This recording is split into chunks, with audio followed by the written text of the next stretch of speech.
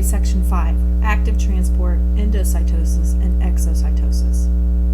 Cells use energy to transport materials that cannot diffuse across a membrane. Active transport is the movement of molecules across the membrane from an area of low concentration to an area of high concentration. Much like pushing a ball up a hill, it's going against the concentration gradient, and it takes energy to do this.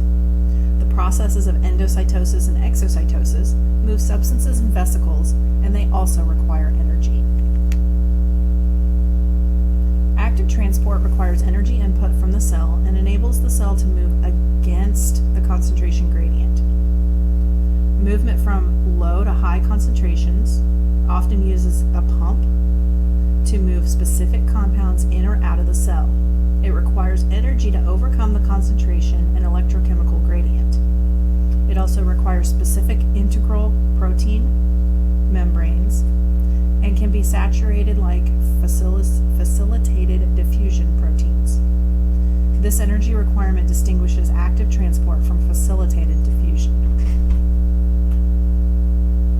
ATP is the energy source that fuels that movement across the membrane.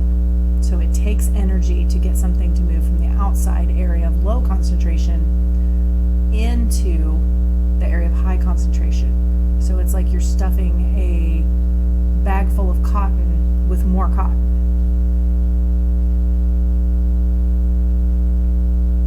Cells use this form of transport to maintain homeostasis. Depending on what they're moving in, if it's a food source, then the cell would starve without it.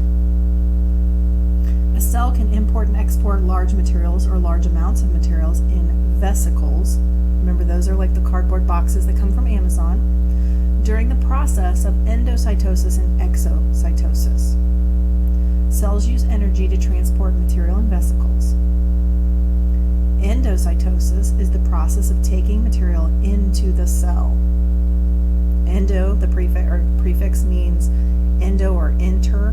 It's entering the cell. So if we dissect this word, endo means inside, cyto means cell, and sys is the process of moving something inside the cell. Phagocytosis is a type of endocytosis. It is the cell actually eating. Penocytosis is when the cell takes in large quantities of water. Exocytosis is the same process in reverse.